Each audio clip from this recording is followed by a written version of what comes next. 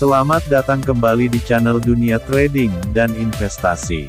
Pada video kita kali ini, kita akan membahas pentingnya membuat daily trading rutin atau rutinitas trading sehari-hari, sehingga aktivitas trading kita berjalan rapi, tidak asal-asalan, dan terkesan lebih profesional. Kesuksesan merupakan impian semua orang yang ada di dunia. Akan tetapi, pernahkah terbesit di pikiran mengenai bagaimana cara menjadi orang sukses? Untuk menggapai kesuksesan tidaklah semudah membalikkan telapak tangan. Setiap orang yang ingin sukses, memerlukan usaha, perjuangan yang keras, dan semangat pantang menyerah untuk mewujudkannya, yang kesemuanya itu terlihat dari kebiasaan mereka. Untuk membentuk kebiasaan baik yang dapat membawa kita ke arah kesuksesan, kita bisa memulainya dengan melakukan rutinitas sehari-hari. Rutinitas itulah yang pada akhirnya akan membentuk kebiasaan kita menuju kesuksesan. Begitu juga dalam dunia trading, tidak ada yang baru satu hari belajar, lalu besok tiba-tiba sudah menjadi trader sukses. Kesuksesan trading adalah hal yang diinginkan semua trader. Sayangnya, tidak semua orang menerapkan rutinitas yang membentuk kebiasaan trader sukses dalam aktivitas trading mereka. Di dalam dunia trading, kita mengenal trader sukses seperti George Soros, Bruce Kovner, Stephen Innes, Jim Simons, dan sebagainya. Mereka mampu menjadi orang yang sukses tentu saja bukan karena sakti, selalu beruntung, tidak pernah merugi, memiliki harta yang tidak terbatas saat awal memulai, atau sebagainya. Trader yang sukses pada awalnya juga merupakan pemula, tetapi mereka memiliki daily trading rutin atau rutinitas yang membentuk kebiasaan yang tidak dimiliki oleh semua trader. Lalu apa saja rutinitas trading, atau daily trading rutin, yang bisa kita lakukan untuk membuka jalan kita ke arah kesuksesan? Berikut contoh salah satu daily trading rutin yang bisa kita lakukan untuk mengasah kebiasaan trading kita. Yang pertama, lakukan market review jangka panjang atau analisa chart jangka panjang. Rutinitas pertama trader sukses sebelum trading adalah melakukan analisa chart jangka panjang. Meskipun untuk seorang short-term trader, tidak ada salahnya melihat konfirmasi mayor trend atau tren utama, dengan menggunakan time frame yang lebih besar. Umumnya analisa chart jangka panjang ini, dilakukan di awal-awal minggu. Tujuannya adalah mendapatkan gambaran tren pasar yang lebih akurat. Tren yang telah terkonfirmasi di time frame besar, biasanya lebih tenang dan terhindar dari volatilitas harga, sehingga pergerakan tren pasar lebih valid.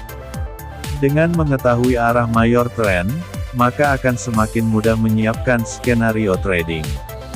Analisa chart jangka panjang ini, dengan melihat chart mingguan. Kita cari level-level kunci baik itu support resisten, area konsolidasi, trennya kemana, apakah tren utama naik, turun, atau sideways. Kita harus perhatikan harga berada di area mana. Apakah harga berada di area level support, resistan, atau area konsolidasi. Langkah yang kedua adalah, kita masuk ke time frame yang lebih kecil, yaitu daily time frame atau grafik harian. Setelah kita masuk grafik harian, kita lakukan analisa dengan cara yang sangat mirip dengan langkah pertama pada grafik mingguan. Level kunci dari grafik mingguan mungkin perlu sedikit disesuaikan pada grafik harian, karena pada grafik harian inilah kita masuk posisi trading. Pada grafik harian, kita mencari level kunci dari support dan resisten, kondisi market saat ini, apakah market lagi trending atau sideways. Dan kita mencari apakah ada signal di time frame ini. Signal ini tergantung dari strategi yang kita gunakan. Apakah menggunakan candlestick atau price action atau strategi lainnya? Yang perlu kita garis bawahi adalah, adakah sinyal yang mungkin terbentuk di dekat level support atau resistennya? Atau adakah sinyal yang terbentuk setelah pullback ke level tertentu? Suatu contoh misalnya kita menemukan signal pembalikan candlestick di area resisten, di mana kondisi market sedang sideways. Itu berarti kita bisa mempertimbangkan open posisi sell. Atau contoh lain, misalnya kita menemukan signal candle bullish pada pullback pada grafik yang sedang uptrend, maka kita bisa mempertimbangkan open posisi buy. Pada intinya, mencari signal yang berada di level kunci dan tidak melawan tren. Langkah yang ketiga adalah menerapkan manajemen resiko dengan risk-reward ratio.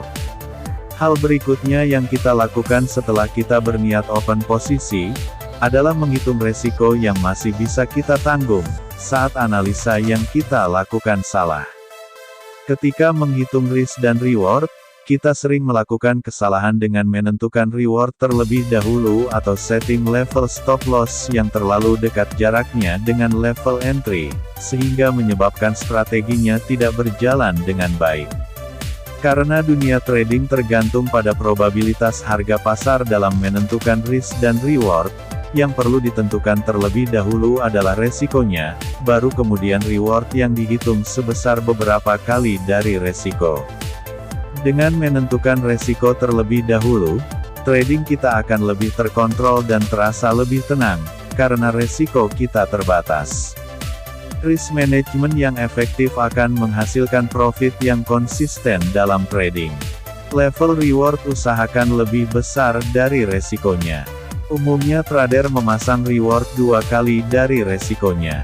Resiko kita pasang dengan stop loss, sedangkan reward kita pasang dengan target point atau TP.